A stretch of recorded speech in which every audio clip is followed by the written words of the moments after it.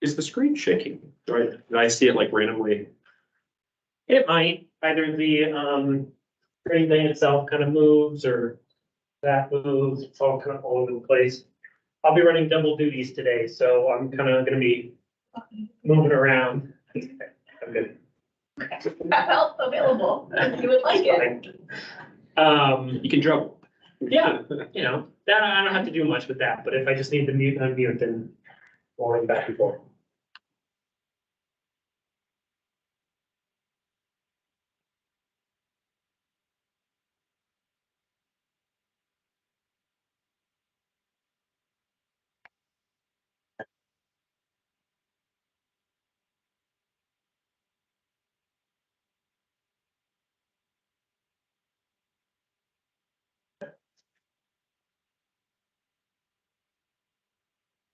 Okay, I think there's. This.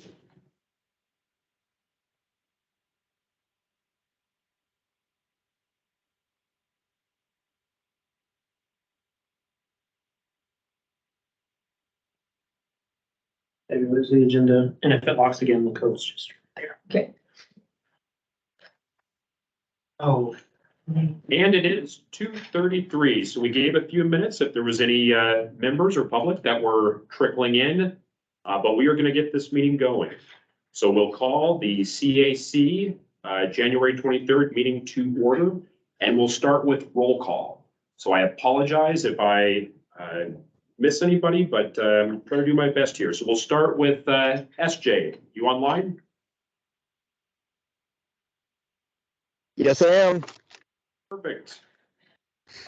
Matt Cruikshank, myself, I'm present, representing District 2. Steve Horn. Steve is no longer with the committee. Did someone replace? He's District 3, right? Yeah, we haven't gotten a replacement for District 3. We've been reaching out, trying to find a replacement for District 3. So if any of you know anybody, please direct them to us. I've asked the assembly members to help as well as everybody I know, and we haven't gotten anyone. Got it. Diana Evans, or we don't have Diana. We have Ann. Are you online? Did I hear? Yes, I'm online. Perfect. And you're representing District 4, I believe? Correct. Okay. Mike Reberg. Hi, I'm here. Mike, and you're representing District 5. East Anchorage. Perfect. Mike Finster. Nancy Pease is the new you. representative for District 6, and I'm here. Yeah. Good to go. Welcome aboard, Nancy. Thank you. Next we have, well, Bruce Bustamante is no longer with us, so Is somebody else? And I don't know if they are online for the Chamber of Commerce, Anchorage. I heard the door open.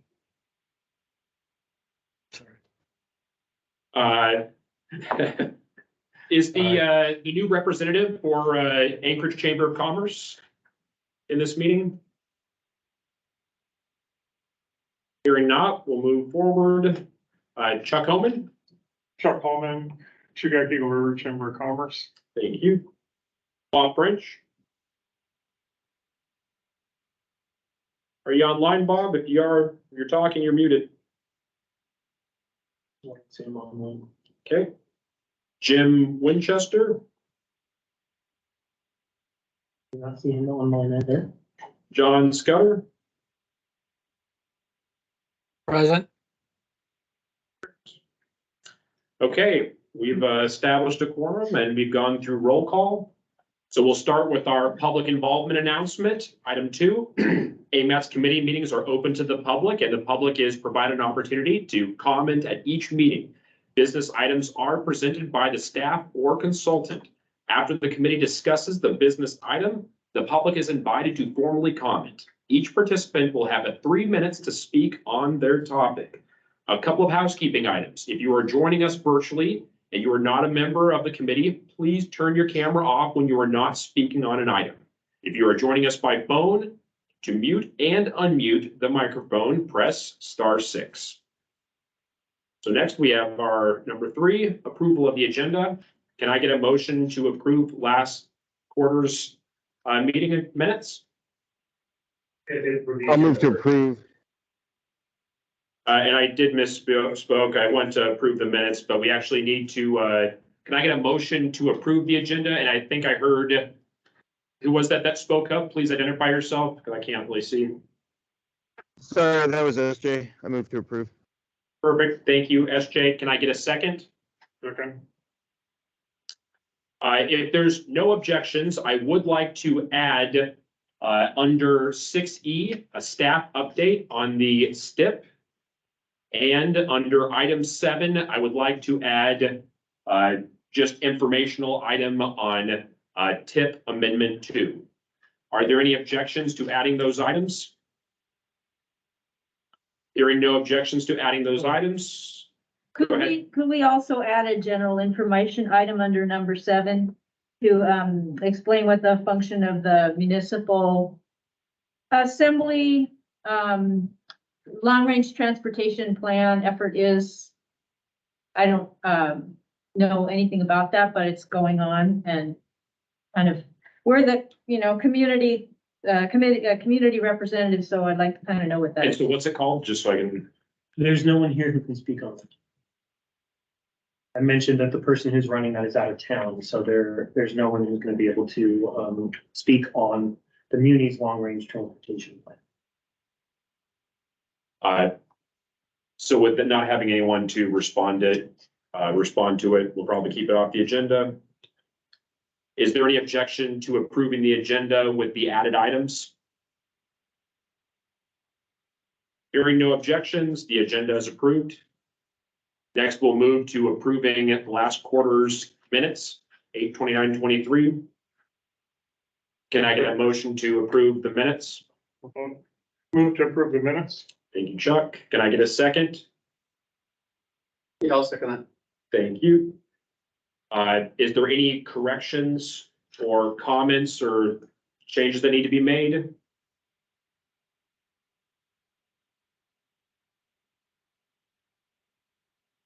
Hearing no changes, corrections, or comments, is there any objection to approving last quarter's minutes? Hearing no objections, the minutes are approved. So next we'll move to number 5, action items. And we'll start with 5A, Eagle River People Mover, Bus Route R resolution from Eagle River Community Council, transit plan backup. Chuck, the floor is yours. So in the 2020 transit plan, the transit on the move, it includes a residential route R in the Eagle River area. And that was brought up to our community council, the Eagle River Community Council, and the Eagle River Community Council passed a motion, a resolution asking that route be implemented. Since about 2018, the Chugach Eagle River community has had very limited people mover service. The people mover eliminated all of the routes throughout Eagle River Chugach communities, and currently there's a bus service from the downtown bus station in Eagle River to Anchorage, and it's very limited use. People that spoke at this community council meeting used to ride the bus when it stopped near their homes and would ride all the way to Anchorage. And I think the establishment of this route would increase ridership and serve the community very well. It would run from downtown Eagle River out to North Birchwood Loop, which has the Chugach Eagle River Senior Center, and then down Birchwood Loop and by Chugach High School, and then up Eagle River Road to Walmart, and then coming back down by Groening. And so it really served the community and the students, the seniors, and then the Eagle River Food Pantry, serves about 600 individuals a month and a couple hundred families. And then on Saturdays, they have a food giveaway. They get about 1,000 people a month to that. And, a lot of these people, are lacking transportation. So, I think, the Eagle community, Chugach would like to see the route implemented. So not to put you too much on the spot, are you looking for, is this just awareness? Or are you looking to take action? The resolution is asking that the people mover system take action and put it into place. And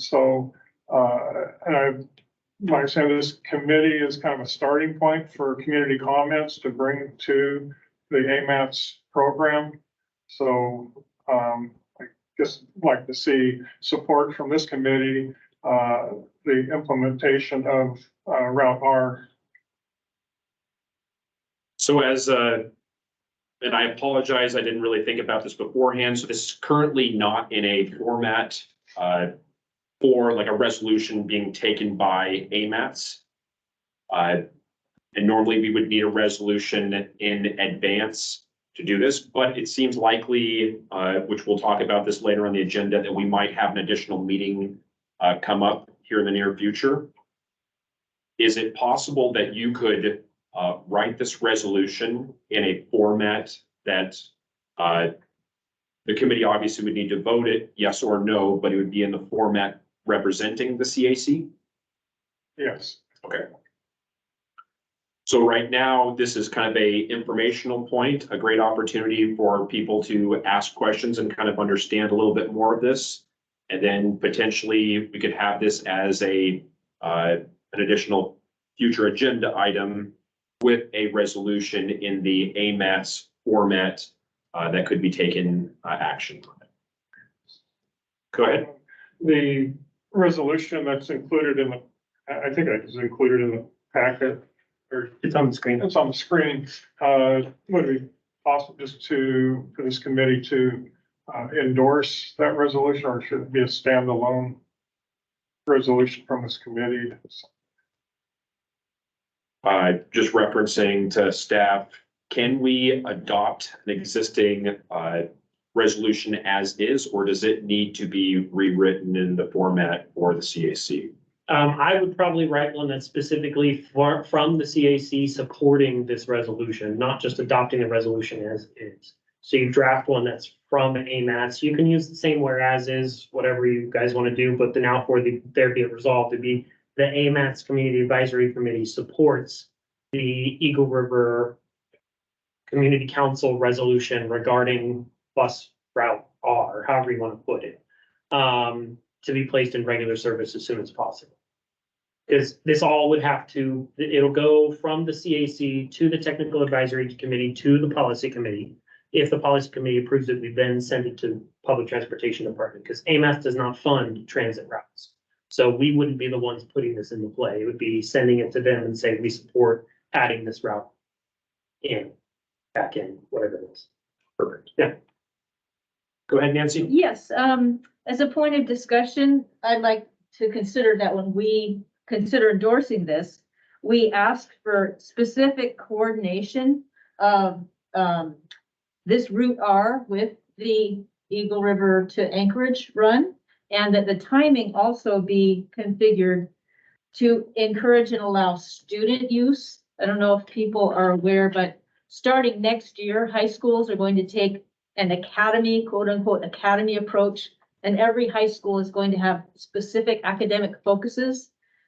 For kids who don't have transportation, they're stuck with whatever academic focus is in their neighborhood. So, you know, if you're into computer science, but your neighborhood's the language arts or languages center, that's, you know, what you're stuck with.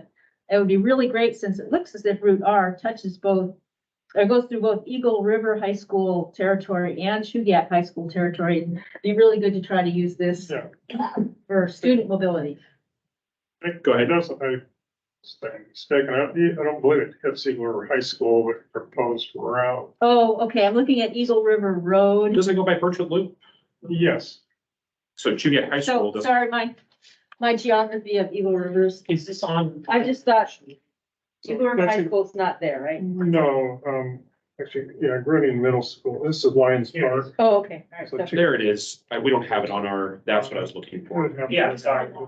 Yeah, this is on down. Okay. This is- All right. Yeah, scroll down there. Well, I would like it to consider, the maximum student benefits that we could get out of Route R, so if that involved some deviation, And Yeah. then that would be great. At least if Eagle River students could choose between Chugiak and Eagle River for their academics, that'd be great.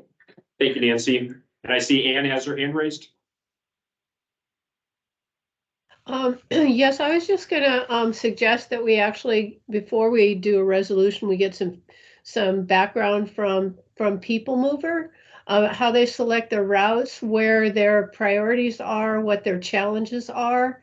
And at the same time, we could ask them how they, how their, preparation for changes in student transportation, how they're looking at that.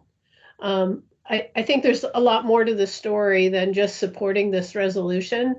So I think it behooves the committee to get some more information before we draft a resolution. Thank you, Ann. Do we have any committee members with their hands raised or wishing to speak? Go ahead, Mike.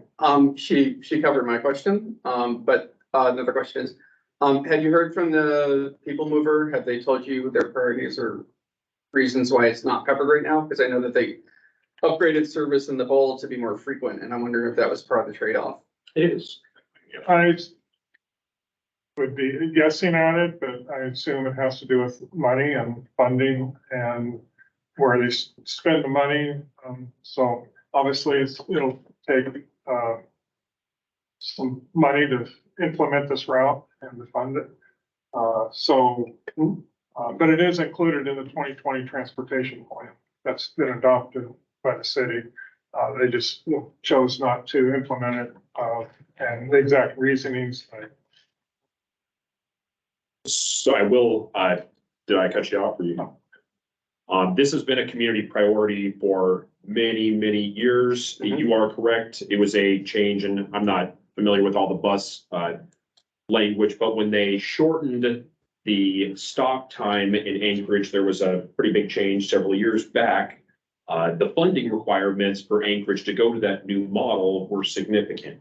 So if you look on the page 2 of this, you can see they actually have 2 cost models in the bottom right. Right. Of 3.2 million for a 30-minute and 1.7 for 60 minutes.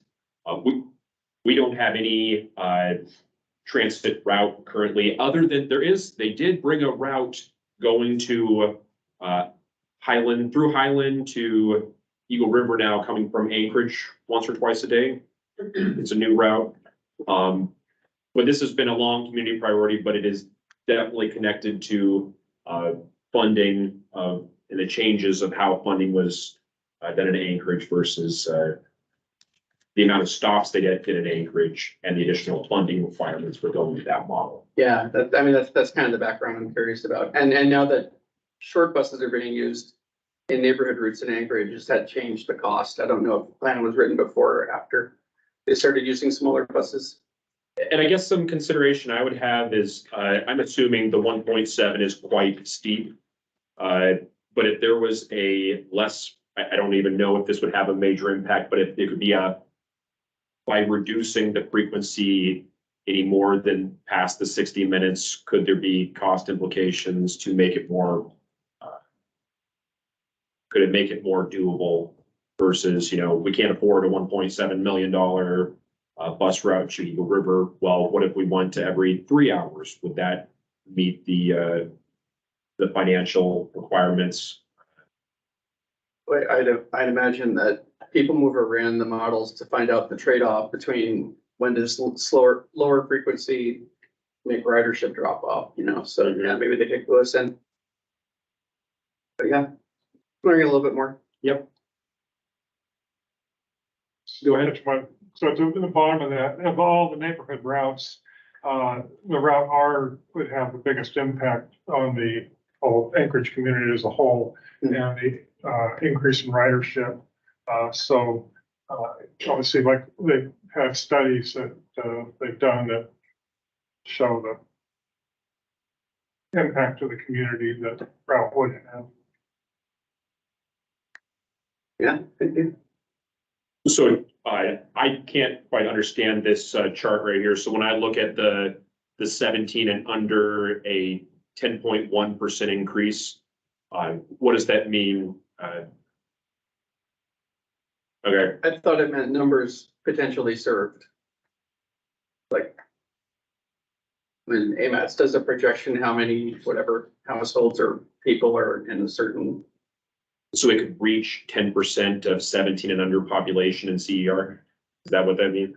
I thought that's what when I read it, but, I don't know. Yeah. Yeah, I well, don't, it's, I don't know if it's limited to the city, Chugach River only, or if it's the entire system overall.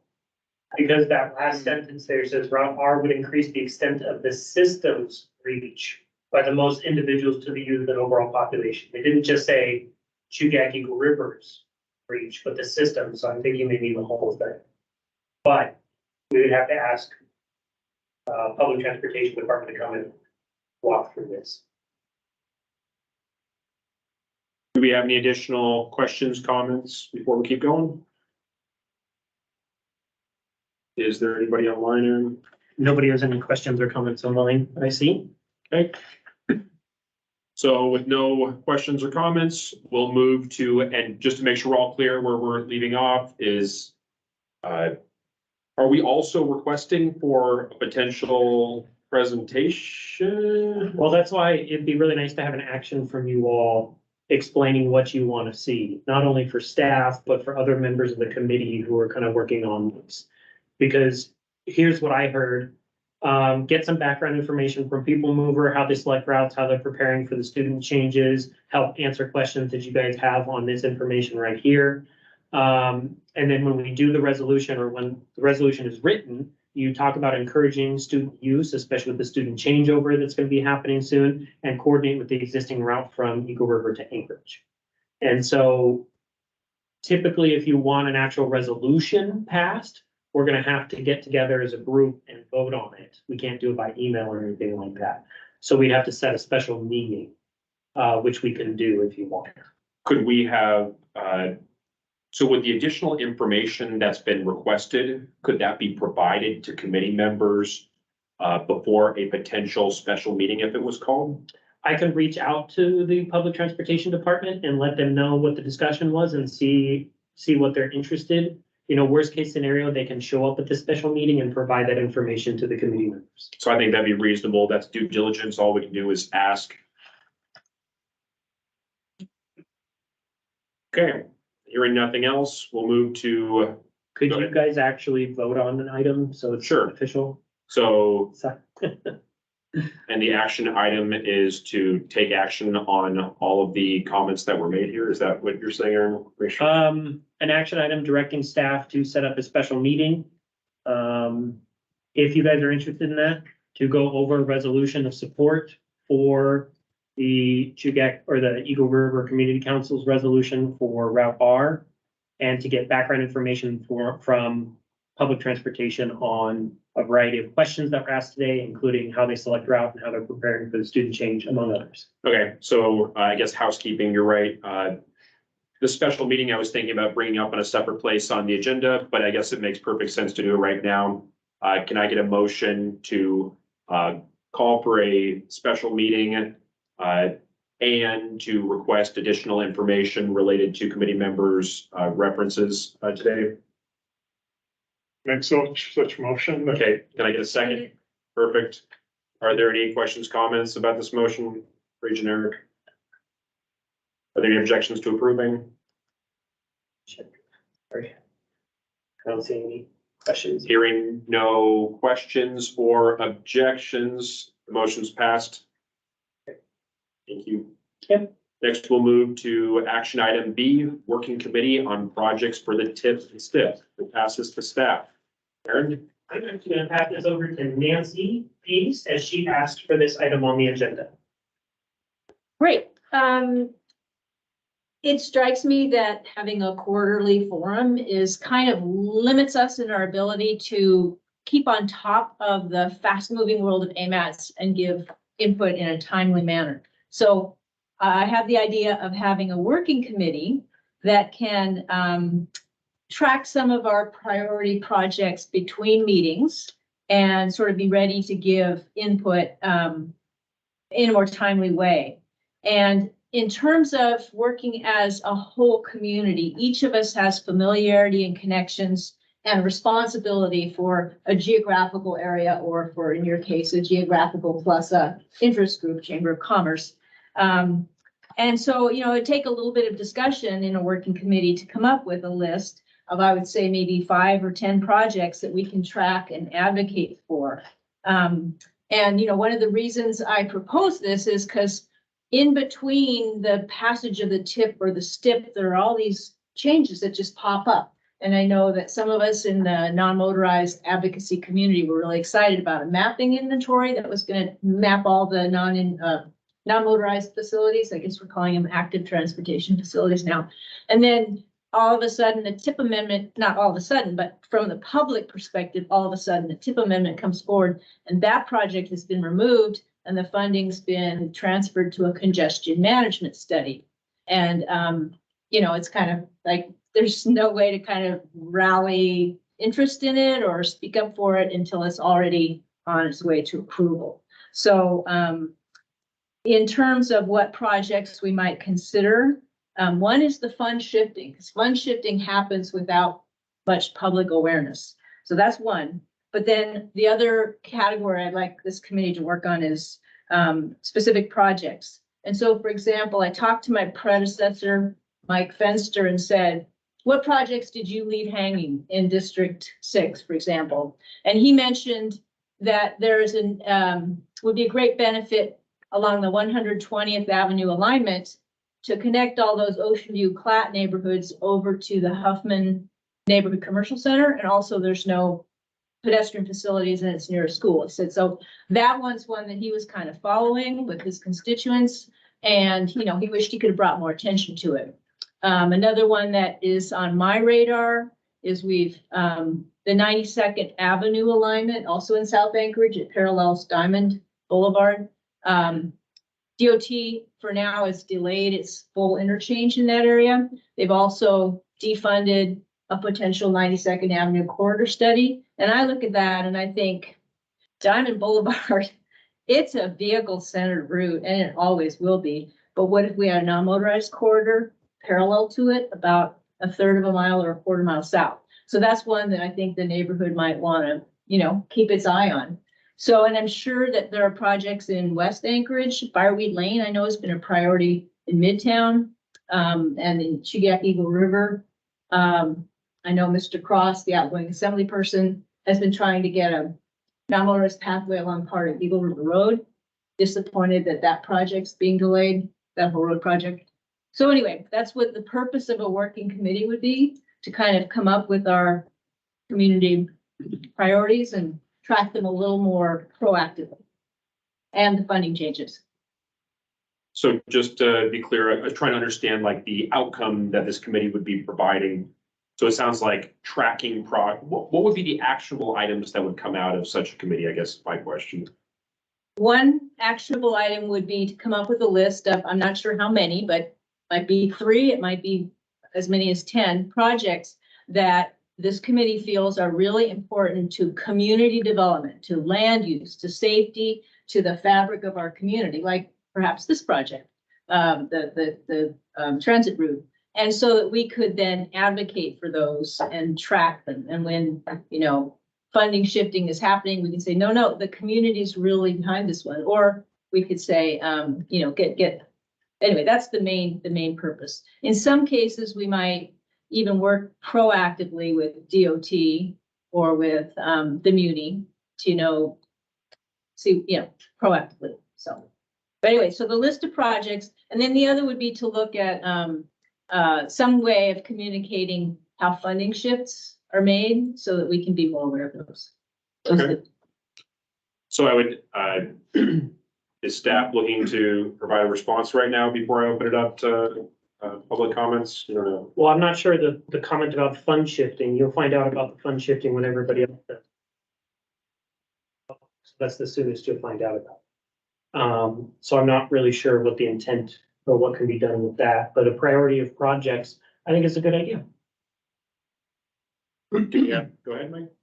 I just have a question. How do we establish committees? Can we be more nimble than these meetings? Do we have to be noticed in the same way? Yeah. Or if we're not taking action, I'm assuming we wouldn't take an action. If they're public meetings, they have to be noticed. Right. Yeah. So we would have to do the 7 days advance notice. There'd have to be an agenda. We'd have to make it available for the public, send out all the notice, everything like that. That's 7 days, and if we know that we're not making decisions at it, it sounds like it would be a easier lift. It's a difficult situation with the Open Meeting Act because it's if you are discussing something that could be taken up for action or discussing something that is for action, Sure. then you have to publicly notice. Yeah, it's only a week, which is great. Yeah, I'm just thinking as a group, we might find it easier to meet when we're not in this more formal, really formal setting and have work sessions instead. I think work sessions would be a lot of benefit. SJ, did you have, I hear the background noise. I'm assuming you're getting ready to speak up. Is that correct? Yeah, I was gonna wait for a moment, but if you'll have me, I'll speak now. Just, I mean, I think it's a good idea, Nancy, to have us, I mean, if nothing else, it gives us a chance to kind of focus and be more directed and prepared for our quarterly meeting when we actually take action. So I'll vote in favor of this. So just to clarify, we do not have a action item on the floor right now. Everyone's weighing in and providing comments on it, but there is not an action item. I'm not saying it's a bad idea or anything. I'm just providing clarification that we aren't voting at this Great. point. Okay, thanks for that. Go ahead, Ann. Having been in the sort of transportation sector for the last 30 years, I think I like the idea and I would support the idea of having a working group or work sessions of the committee, whatever it takes to kind of prioritize those projects. But I think for us to see the big picture, I'd love to know what's going on with the CIP at the muni level. Because sometimes the projects that come up may or may not be able to be become priorities of this group and of our communities are funded by the muni as opposed to AMATS. And so I would just support the concept, but also expand it to get the big picture of all of the non-motorized things going on in Anchorage. And then we can track them in pieces, and there may be opportunities to go one way or another, but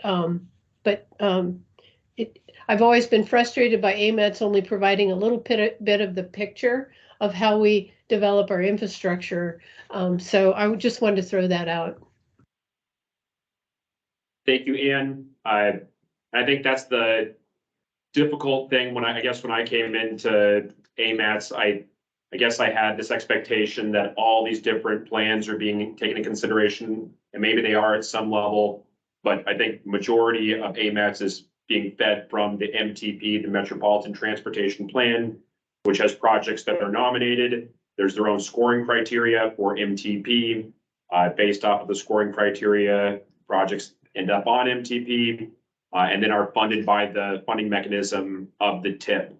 So there is a direct process with AMATS that might be very different than what the STIP or the city CIP project list might be. So I know that doesn't make it any easier right there, but I did want to mention that. But I do think the working groups are a great idea. I feel that a lot of times we have these meetings and there's a lot of pre-discussions that we could have that would help formulate better actionable items at the actual meeting. So I think the list of projects is a good idea, but I think there's all kinds of things that we have that come in front of the CAC that there's not, I would like to see a higher level of participation.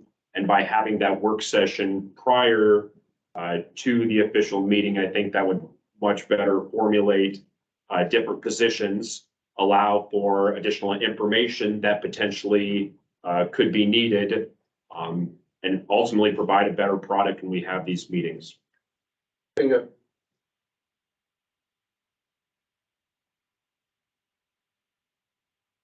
So as far as an actionable item, do we want to start formally setting up work sessions prior to our meeting or to our quarterly meetings? I think that would satisfy my intent. I don't think, since we're a relatively small committee, we don't necessarily, I proposed a working committee, but work sessions might serve the same benefit. And yeah, I think we have at least 3 things here. One is discussion among ourselves about projects that we feel our parts of town or our constituencies value that we want to put on our priority list. And then I'm not quite sure what Ms. Brooks would like to advocate with regard to the CIP, so I'll let her speak to that. But there was definitely something in there about understanding the CIP. And then I would like to know also, again, about the MOA, the municipality's long-range transportation plan, because we should be working hand in glove with the assemblies, which I gather it's something the assembly is putting together. They funded it. But we should be working as much as possible in parallel with them. And the nice thing about the work session is these meetings that we're having right here are very structured. Their items are specifically put on the agenda. You have to have a specific amount of time. If you're looking to pass an actionable item, that item needs to be on the agenda. And the nice thing about the work session is we have a little bit less of a formality that provides more of an open forum for discussion of these general types of items. Is there anyone else looking to speak on this before we keep going, or is there an actionable item that's coming out of this? Can I get like a motion to have a work session before our next quarterly meeting? Yes, I move to have a work session before our next quarterly meeting, and I would say a month in advance would be helpful. That would, and the work session agenda can be suggestive at this point, but one purpose would be to help identify projects of importance to the community, and the second point would be to understand the progress and the process of the municipality's LRTP. Perfect. Can I get a second? Those are some, it sounds like those are some agenda items or some discussion topics. Yeah, sounds good. Yeah. Can I get a? This is Second a, by John. a second. Okay, thank you. So we're now in discussion, and John, you were looking to make a comment? Is that John? No, I just seconded it and thought it was a good idea. Okay. Are there any other, Aaron, I need help. How do I get back to where I was at? Are you just looking to get back to the? Yes, it locked out. Are there any additional questions, comments? Hearing none, are there any objections to approving this motion? Hearing no objections, the motion's passed. Next, we'll move to item 6, project and plan updates. So we'll start with 6A, Pine Street Protected Bike Lane Pilot Project Update, FAQ. Well, it seems that nobody understood when I asked them to participate on the CAC meeting meant they needed to show up to the CAC meeting. So we do not have a presentation. We don't have anyone here to present on 6A or 6B. So I'll have to capture those next time and or at the work session. But there is the presentation information I can at least show you. It is on the website if anyone wants to look through it. So this is the protected bike lane project that's going on. For those who know that there was one on Pine Street, and the muni's working on another one. See if they have the information in here. Yeah, so looks like what they're wanting to do in 24 is A Street and 6th Avenue. So longer duration. I think it's still summer only. And then 2-way bike lane, bike signals, and then different protection materials. So, I will try again to get the project person out here to speak to you all. But the information is there if you want to do a quick review of it. I don't know if any of you took a bike trip down the protected bike lane on Pine when it was there, but it was a lot of fun. Is there any committee members wishing to speak on this subject before we keep moving?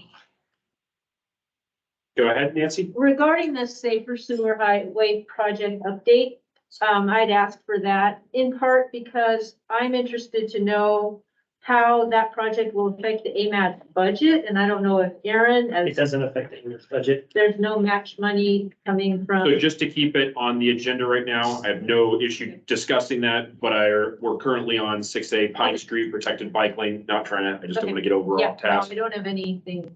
So not seeing any. Ann, did you have something? No, I wrote it this summer. I've been wanting to get over and look at how winter maintenance is working with the temporary configuration. Thank you for sharing. So without any other comments, we'll move to 6B. I understand we do not have a presentation, but it is an actionable item. So, I mean, not an action, it is listed. Is there any comments? Go ahead, Nancy. Yes, thank you. Part of that project does extend into the AMATS boundary, if I understand correctly, because the project, northern terminus is somewhere near the Rabbit Creek Rifle Range. So I didn't know if there would be some match monies that will go toward that project, and therefore whether the budget, and the reason I'm raising it is it's in the currently it's like 600-700 million, and the price tag's likely to go up. So I want to know how that affects future AMAT spending, if there's any kind of match involved. Well, we as AMATS don't have match money to provide to any projects. Okay, So the money would come from the municipality of Anchorage or Department of Transportation. I mean, there's in-kind match, but that's staff time. And this is the DOT project, so DOT is providing all the match, is my understanding. If that will impact future projects that to have match available for other things, I don't know. I really don't know what impact it will have in the long run. And I do have a quick update about the Safer Seward Highway project that'll be under the STIP update a little later that may change the discussion some. Go ahead, Ann. Yeah, I know the match for STIP projects is provided by legislative funding. And right now our governor's got a lot of big ticket items on there. The Safer Seward Highway is one that affects the municipality. There's also talk of restarting the Kinnick Arm Crossing as a tunnel, and also West Matsu access. And then there's some projects in the interior that are big ticket items. So I think it's worth keeping an eye on that very thing. Like, where are the regional priorities, and where is that funding, particularly the match that's coming from a shrinking state budget. So just a comment. Thank you, Ann. Do we have any additional comments for Safer Seward Highway project update, which we don't have an update? Sorry. Okay, hearing none, we'll move to 6C, AMATS Complete Streets update. It'll be Chelsea Wardwaller with AMATS. Good afternoon, everybody. Chelsea Warwaller, Senior Planner with AMATS. We are in the process of scoring the proposals for the Complete Streets Plan. So we hope to have that process finalized in the very near future, and then get moving on that planning process. Recently, some of our planning processes, and maybe not so recently as well, have taken a very long time to go from even just getting the RFP out there to actually starting the project. So I hesitate to put any sort of timeline on when I expect the contractor to be on board and the work started, but we are moving in that direction. So I expect to hear more as time goes on. Thank you, Chelsea. Do we have any comments by committee members? I guess I have, can you break it down to me? So when you guys are having scoring criteria for what? What is the scoring criteria for? for the proposals. Yeah, what mechanism, I'm thinking like MTP scoring criteria, and AMATS scoring criteria. What type of scoring criteria? So when we put a request for proposals out there and our consultants respond. Oh, you're talking about the scoring criteria for your request, your RFPs. Yep, Okay, yep. gotcha, We gotcha, haven't yeah. started the plan at all, and so we're not looking at any scoring criteria. I get what you're saying. This is for evaluating PSAs. Yep. Gotcha. Okay, I'm tracking Well, that. evaluating these, yeah. Got it. Yep. Thank you. That's what. Ann has a hand up. Go ahead, Ann. I just wanted to ask Chelsea to just give a real summary of what the scope of work is for that contract. Absolutely. Thanks, Anne. So we'll be putting together, so we have AMATS, as I'm sure you're all aware, we do have a complete streets plan, or excuse me, policy, as an agency, and that was updated in, I believe, September of this year of 2023. And so the plan would help us make a plan to implement that policy. And then additionally, it will also be looking at street typologies. So AMATS also helped create an official streets and highways plan for the municipality, and looking, but that's perhaps a little bit dated at this point, and it doesn't necessarily reflect the complete streets policy. And so when we pull street typologies in, it'll help us reflect specific road or street segments to their surrounding land use. So if you, for example, if you look at Tudor Road, the adjacent land uses aren't the same throughout the whole extent of Tudor Road. Some of it is very residential, some of it is incredibly commercial, some of it is, you know, adjacent to a highway. And so thinking about how Tudor Road should be designed differently based on those different land uses, that's sort of what we're thinking about with the street typologies plan or map. And so all of that will be coming out of the complete streets. Thank you. Are there any additional questions? Comments? Hearing none, we'll move to 6D. Sorry, one sec. It looks like Zach Hartman is here. Zach might be available to speak about the protected bike lane project. Hey, Zach, if you're, there you go. Hey, can you all hear me down there? We can. All right. So sorry I missed my spot on the agenda. That's totally my mistake. But I'm happy to be talking to you all about the Pine Street Pilot Protected Bike Lane project from earlier this fall. Hopefully some of you got the chance to try it out. This project was funded completely through the DOT, and it was a partnership with the city. It was funded through the DOT's research program. It's a statewide research program, and we got this funding to test out protected bike lane infrastructure in Anchorage so that we can learn some of the lessons that come along with this type of infrastructure in a lower cost, quicker implementation sort of build.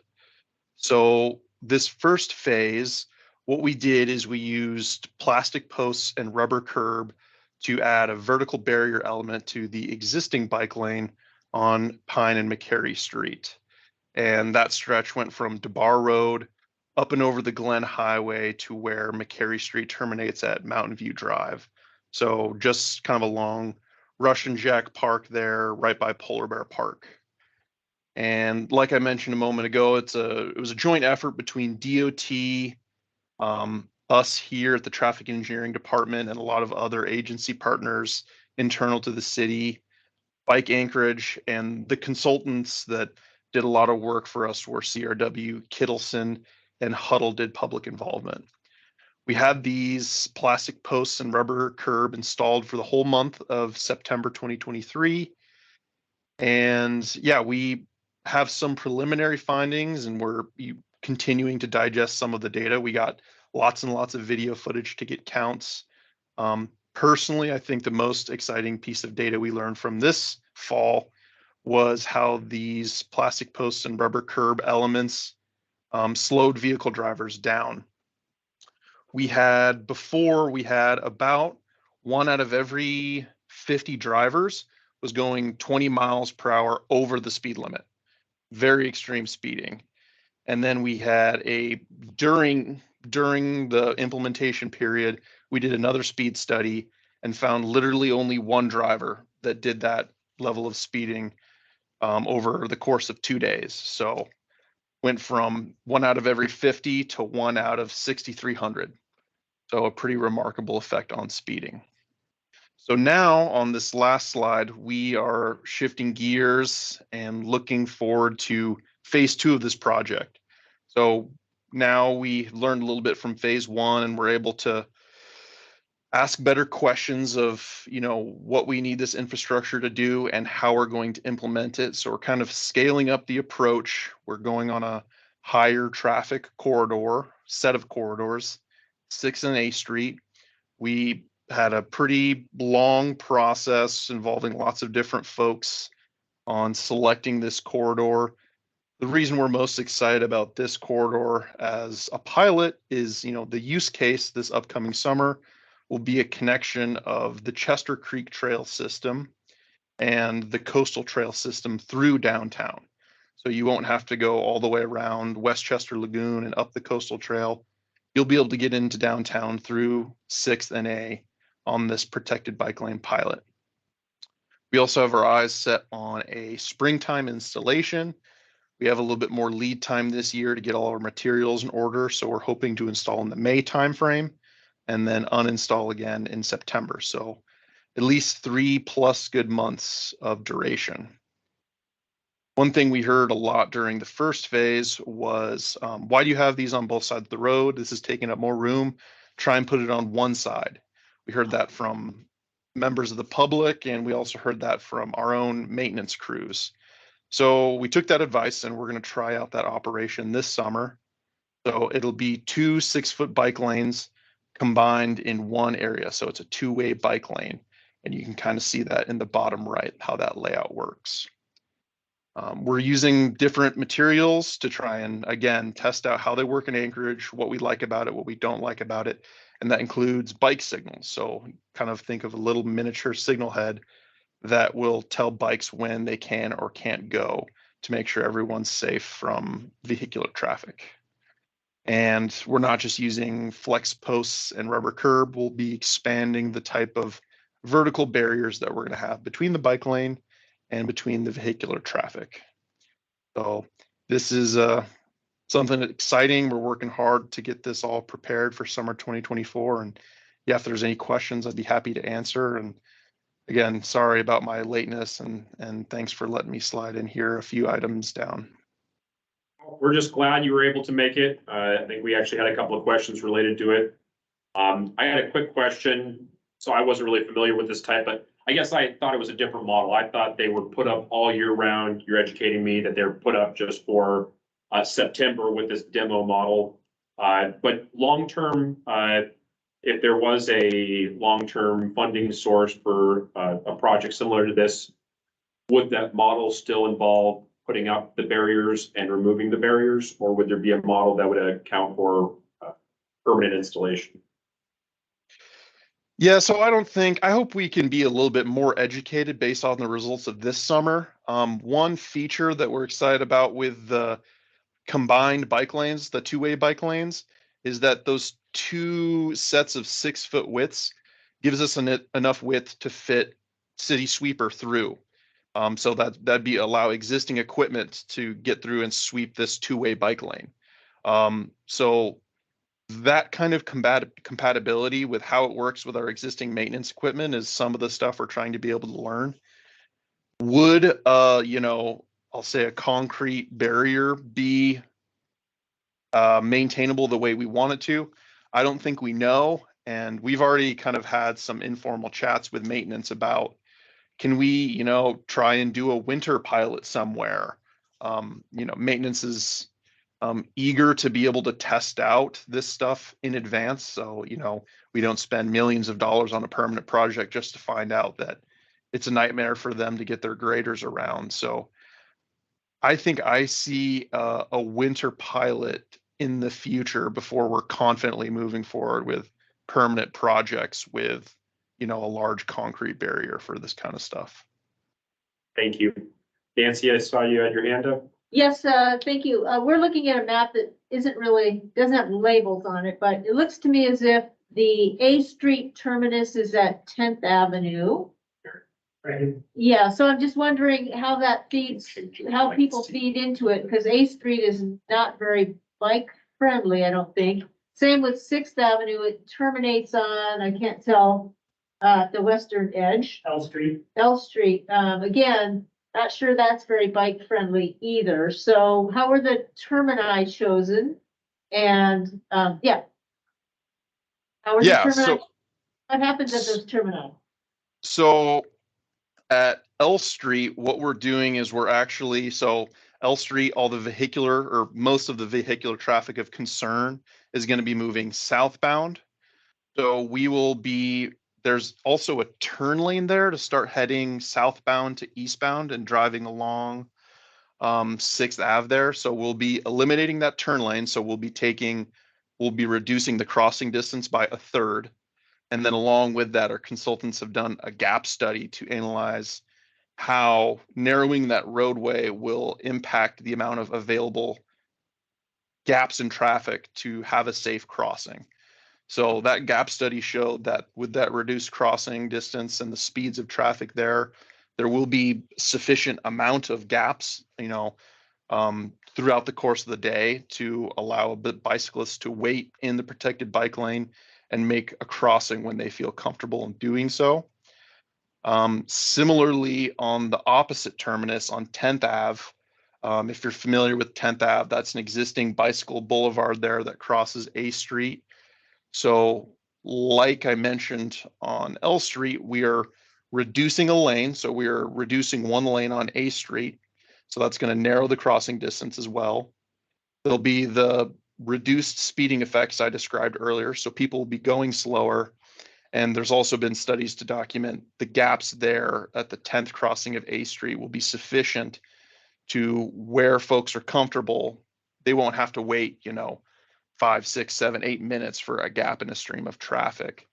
There'll be places for them to comfortably cross 10th Ave and get into the bike lane that's going to be running on the west side of A Street or in that left-hand lane as you drive up A Street. Okay, thank you. One thing I'll point out, if I can, while we're talking about intersections, one other interesting intersection will be at 6th and A. So Nancy kind of identified those termini intersections, but at 6th and A, it'll be, the kind of turning movement. So we'll have some added enhancements and bike signalization and signage at 6th and A right there by the museum. To make sure people know where they're going, all the vehicles are informed, and everyone's doing it safely. Perfect. Thank you, Zach. Do we have any additional comments or questions? Seeing none, thank you again for showing up. I know you're a little bit behind schedule, but no worries. We still appreciate you making the effort to make an appearance. So with that, we'll move back down to 6D, AMATS GHG Target Update. Nancy asked for this one. Okay, I don't even know what it is. But... Yes, I'm excited that there is funding for the, greenhouse gas target study. I had heard kind of secondhand and didn't pursue that our governor's not keen on it. There are federal standards passed by FHWA within the last 2 or 3 months that require all states and all MPOs to set greenhouse gas target emissions. They can set whatever targets they want. They're supposed to do it on a fairly short time frame and start working toward it. So AMATS is supposed to be doing this, but I don't know what's happening. So I just wanted to know the timeline and the process that AMATS will be doing. For the greenhouse gas targets that are required by FHWA, the state has theirs due, I think, February 1st, and then we as AMATS have 90 days after to set it. And so once the state sets their target, we'll set ours. And the feds have told us what data to use, how to calculate it, so there's not really flexibility in that. So we will either set our own target or support the state in their target, depends on what comes out of it. And that'll go through the technical advisory committee and policy committee for approval. Okay. I was under through the chair, I was under the impression that states were going to be able to set their own targets. So you're saying something sounds slightly different. You said the feds have told you what data to use. And how to calculate it, Uh-huh. and basically it was calculated and that'll be the target. Now it's up to the state to determine if they want to set like a reduced target, like a target that's going down. It has to be reduced over a certain amount of time, over X number of years. So that still has to be worked out. I believe the commissioner is looking that over right now. Once they're done, I've asked for a meeting with myself and DOT to talk about the targets and the data that they used and everything like that. And then I'll bring forward a recommendation from staff to the TAC and PC on AMATS's target. Okay, sorry to be a little thick on this, but you're saying you're given data and you're given a way to calculate it and bingo, a number pops out. Mhm. So are you saying that's how you're gonna figure out what the current baseline is? No. Well, yeah, technically that's how we figure out, because they basically gave us like emissions numbers and it's calculated by VMT. And they gave, FHWA gave that information to the state. The state is parsing out what AMATS's portion of that amount is and will provide it to us. And we will plug that into the formula that FHWA says we have to use, and it'll spit out the number. And whatever that number is, we'll use that to set our target. Okay. All right, so there is going to be discretion on setting the target. So that's what I was gonna get at. How is AMATS going to use its discretion, and will there be any community advisory committee weigh-in and public weigh-in? No, outside of the TAC and PC meeting, that's when the public will be able to weigh in on it. Okay,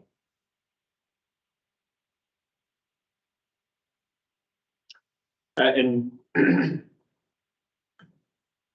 CAC could take a position, but it doesn't mean our position is going to absolutely do anything, correct? I mean, you guys could take a position if you want it to say that AMATS's greenhouse gas emission target should be X, Y, and Z, but we haven't actually calculated anything, so it's hard for me to say whether that's achievable or not. And so, yeah. We're waiting for the state to set their values and go from And there. we'll go from there. Yeah. okay. Do All you have right, any additional questions, Nancy? no, maybe we'll have more information that we can get to at the work I session. was just gonna say, you can Yeah. bring it up at the work session. Yeah. Here we go. Thank you. Are there any other questions, comments on the greenhouse gas emissions? Oh, sorry. Yeah. I don't see anyone with their hand up. And with that, we'll move to our item that we added, and that's 6E, staff update on the STIP, State Transportation Improvement Program. Aaron? Yeah, I just wanted to give everyone a quick update. So you know, the state's been working on their STIP for a while. They're a little delayed, and so they're coming to the end of their extension period at the end of March. And we as AMATS have been working quickly to update our MTP to help them with that extension. The state just put out the STIP that they sent to FHWA for final approval. They sent it on Friday, so it is on their website, so you can see the updated STIP as well as a response summary of the changes that were made. AMATS sent a letter, goodness, I think back in September, with comments on the STIP. There was a number of major comments and then some technical comments. One of the major comments was related to 4 projects that were in the STIP that were not in the approved AMATS MTP. Those projects are federally required to be in the MTP prior to being added to the STIP, so there was some concern there. So I just wanted to give you an update, what changes were made in the STIP regarding those 4 projects, just so you know where we're all at. The first project was the Seward Highway 98.5 to 118 project, or affectionately known as the Safer Seward Highway project. That project was left in the STIP. And the only change they made was to reduce the termini to exclude the portion that's within the MPO boundary. So that project no longer stops at 118, it stops at 115.3, which is right at the edge of our boundary. So it doesn't include the portion that goes right next to Potter Marsh anymore. And they said their reasoning for that was to exclude it from the AMATS MPO boundary and would continue to work with AMATS to update the TIP to get that portion continued to move forward. So I don't know if that means they're going to come back with a project later to address the portion that they remove or what's happening. I have no idea what is happening. So I just wanted to provide you all an update. Typically, when a termini is changed, that means the project is changed and that portion is no longer worked on. So we'll see how it goes. So you've mentioned that there was 4 major Yep. changes with projects, and that sounds like one of the key projects you listed there. What are the other 3, just so we can be aware? Yeah, I'll get to, so the next one was the Port of Alaska Track J project. That project, I'm sure you've all kind of heard about it. So that project it does appear to have been removed from the STIP entirely. So that was one of the asks from AMATS, so we appreciate that. The next project was the Glen Highway operational improvements. Basically, it's making improvements along the Glen Highway from, I forget exactly the termini, and I'm looking at James, but he may not know. And so that one just doesn't appear in the 2040 MTP. It's not that AMATS doesn't support it, it's just there's a process that has to be done. That project is still in the STIP, even though it is not in the 2040 MTP. And the last project is the Glen Highway operational improvements. That project is also not in the 2040 MTP, but it is still in the STIP. So no changes were made to those last 2 projects. Quite an array of response back to the comments that were provided to the state. I don't really have a whole lot of information to you for you all. If you have major questions on things, I just got the response letter from the state for the comments we sent in last Friday. So yeah, and I did want to give you all a heads up. DOT at this time is scheduled to come give a briefing to the Technical Advisory Committee and Policy Committee on the STIP. That is scheduled for January 29th from 11 to 1. And there's a virtual option for those who can't make it in person, but it'll be right here in this room. It's a joint meeting between the TAC and PC. The intent there is for DOT to present on the STIP and give an opportunity for the TAC and PC, as well as anyone who shows up to the meeting, to ask questions. Thank you. Yep, thank you.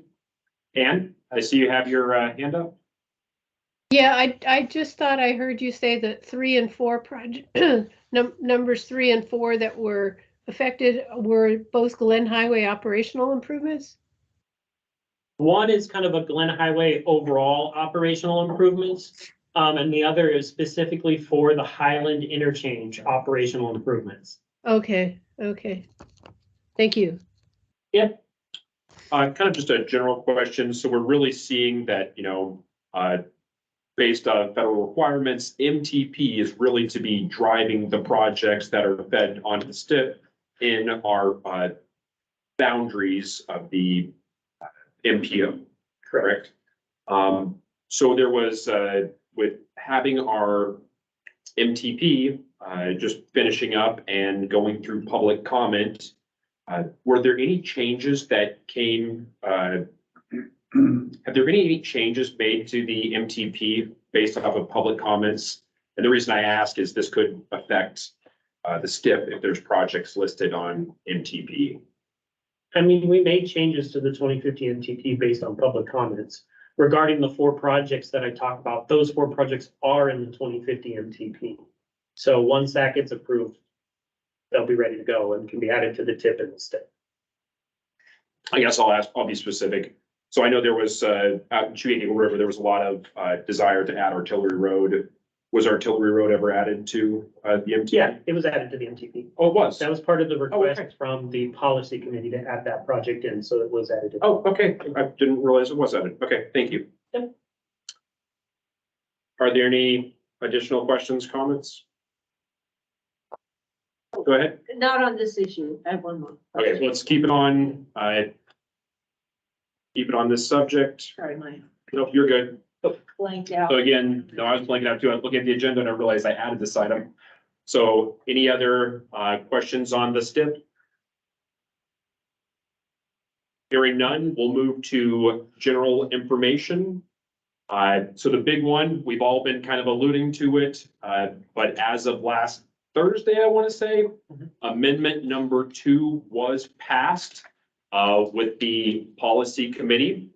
It has not been officially released, so we have not entered the public comment period for amendment 2 of the TIP. But I'd reached out to Aaron prior to this meeting to see if we could get that as a agenda item, because that is a major item, AMATS item in my mind. And Aaron reminded me that because it had been delayed 30 days, that we did not have time to put that on. When we say time, what I'm meaning is it has not been released to the public yet, and because it has not been released to the public yet, we can't really add it to the agenda to make comment. But where I was earlier alluding to a special meeting, I would like to see everyone's opinion, but I think we should add this to a special meeting agenda as a actionable item for the CAC committee members to be able to express their comments and potentially be adopted by the committee as a whole. But I wanted to give that update to everyone and also get feedback on what people's thoughts were about adding that, doing a special meeting for that. I would, oh, I sorry. know it's washed sometimes, just goes. I would like to review that as a committee. Perfect. Do we have any other? So I would like to call a special meeting. Is there any objections to adding that to our special meeting coming up? Go ahead, Ann. I would support adding it. I think it's important to have an update on that. Thank you. So this meeting would be different than the work session you asked for.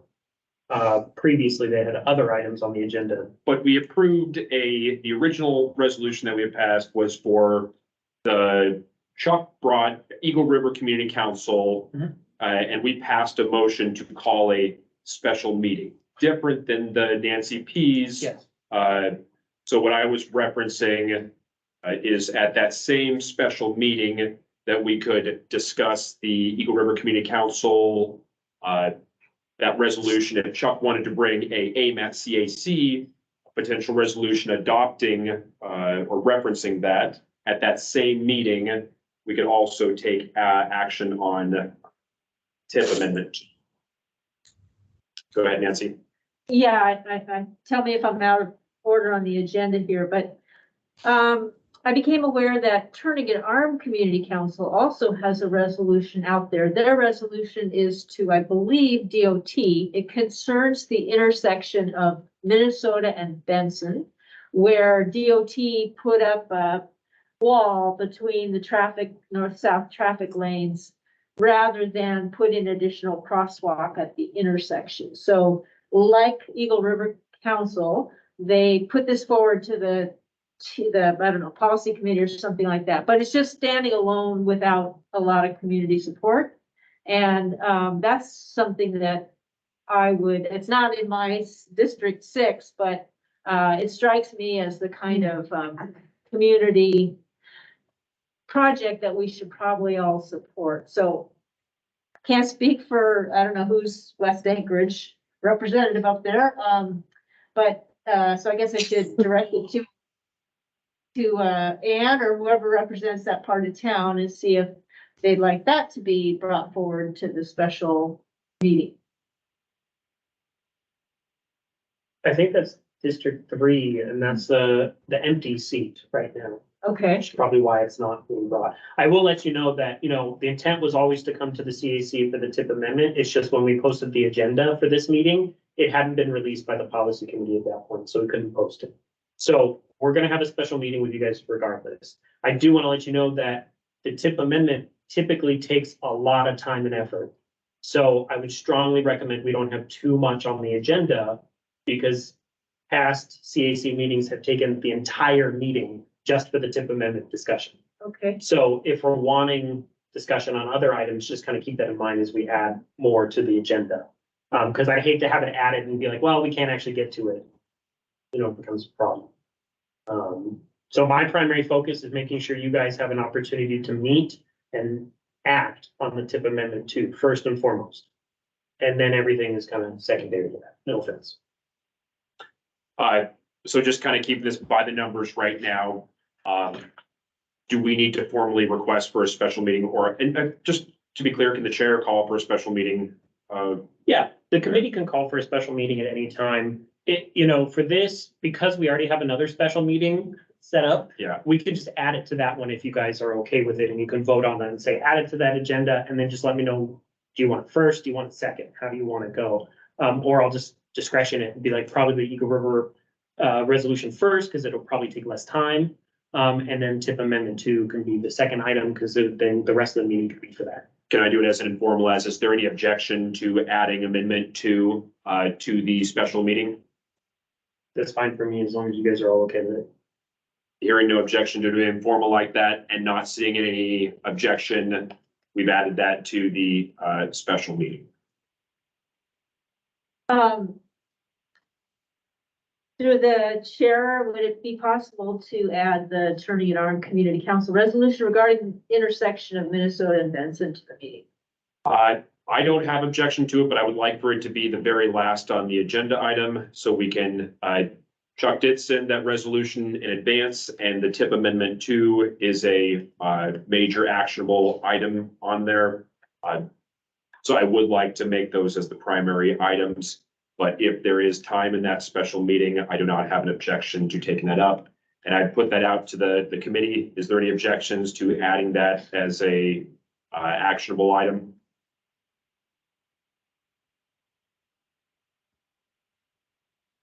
Hearing none.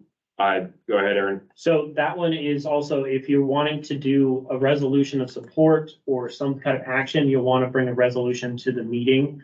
Just as a heads up for everybody, we need everything posted a week in advance of the special meeting. So I'm going to get a doodle poll set up, sent it out to you all to look for a special meeting as soon as we can. We do have a time limit with the TIP amendment 2. So I was thinking maybe the week of the 19th or week of the 26th of February. That gives a couple weeks to start reviewing the TIP amendment 2 and hopefully enough time to get resolutions written. But we can adjust as needed if you guys want. And then whatever date we set, we just need to have it 7 days or a week before the meeting when we post it to act on it. So I can work with you both on those items and figure out what works. Are you, sorry? I'll be out of town the week of February 27th. Okay. You'll be out, you said? Okay. So does the week of the February 19th work for everybody? If not, I can do the first week of March. So I like your doodle format. That gives us some. I'll put them in multiple for options. both Perfect. weeks. Let me make a Okay. note on that. Done. As long as we have one of the presenters for the resolution being there is big. So Aaron took the words in my mouth. Let's make sure we get these resolutions in advance so everybody can have them, take a look at them, and bring questions, comments before the meeting and we actually are voting.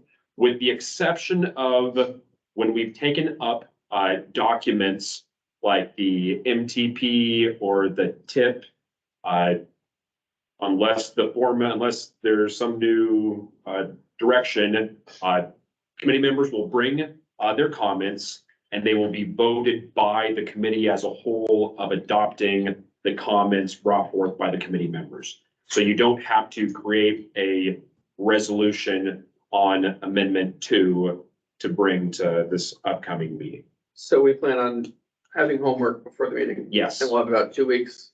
correct. Okay, Okay, 2 weeks is a decent. Go ahead, Nancy. but with the example of the supporting a community council's resolution, there you do want Yes. the presenter to bring a resolution crafted, ready to vote. Yes. I'll have to find an example of what those would look like in the past, I but can send you both an example of what Okay. we've used in the past. okay. And if the representative for District 3 pops up before then, I'll definitely hand it over or work with the person, but for now, I'll get in touch with the community council and try to fill in there. Perfect. Thank you. And with that, unless there's anything else on that, we'll move to 8 committee comments. Do we have any committee member? Oh, we got some hands up, sorry. SJ, did you have your hand up? Did I see you hand? Or no, is that just the drop down Yeah. from? Yeah, this, I did have, oh, go ahead. Sorry, it's SJ. I did have a request for, really for our next formal CAC meeting. I'd like to see, invite the project management team for the Seward Glen Connection Project, which used to be called the Seward Glen Mobility Project. They've been doing a lot, and there's some stuff that's going to be coming up that's going to impact all of the planning. And yeah, I'd like to invite them to join us and brief everybody. Do you need a formal Oh, request to invite them? No. Okay. We can just, I'll add them on, and that's just the next regular CAC Yeah, meeting. that was the next regular, not part of the special.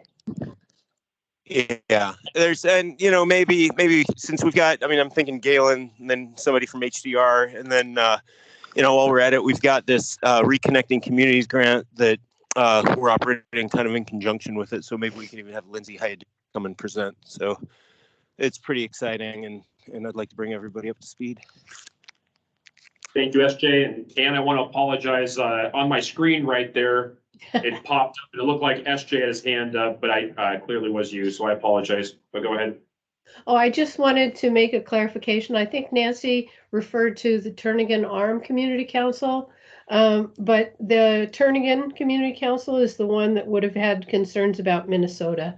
And I just want to make sure that that's clarified in the minutes. Turnigan Arm is down in Indian. So I think that's the council that was intended to be mentioned. So, John, I see you've got your hand up twice. I apologize if I missed you. Yes, this question is probably for Aaron. I'm not sure if the data exists yet. For last season, is accident data recorded? Number of accidents in the municipality? I mean, I would have to ask the traffic department if that data is available for the public or not. Maybe Zach can speak on it. Hey, yeah, so our, we have a data division inside the traffic engineering department, and they do an annual report. So just a few months back, they released their annual report for 2022 data. So there's about a 9 or 10 month lag. You know, accidents that just happened around Christmas time, those police reports are still being finalized. So it's a little bit behind, but we can look at 2022 data in that report, and I'll drop a link for that in the chat as well. Is it possible to get a presentation? Yeah, I'm sure that they'd be happy to share some information on what was contained in the 2022 report. I think that the information would be helpful as knowledge in our planning efforts.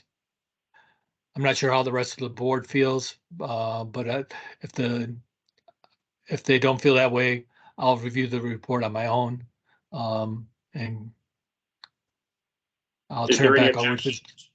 I'll turn it back over to the chair. Yeah, is there any Thank you. objection to reviewing traffic and safety data and having a presentation on the current statistics? No, I'd like that. So I would assume we would, Ann, go ahead. I know the traffic engineer just made a presentation on that to the Institute of Transportation Engineers, so it's likely he's got something in the can that will work great for us. Excellent. I'm gonna add that to the next regular CAC meeting. Yes, please. Okay. Okay, do we have any additional committee comments?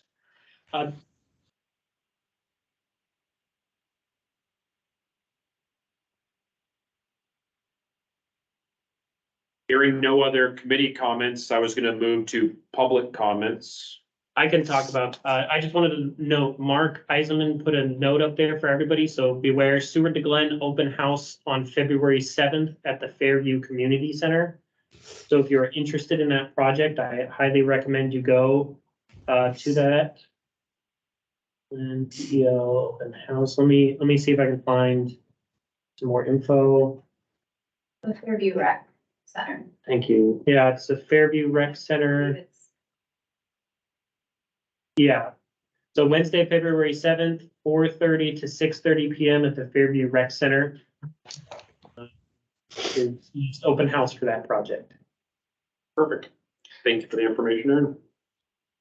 Do we have any members of the public that wish to speak or address the committee?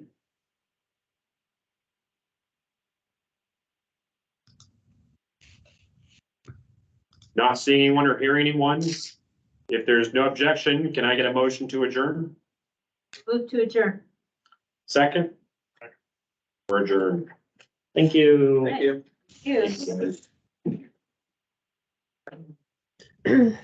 Nice to see everybody. Thank you. Good to see you, Ann. Hi, Ann. Thank you.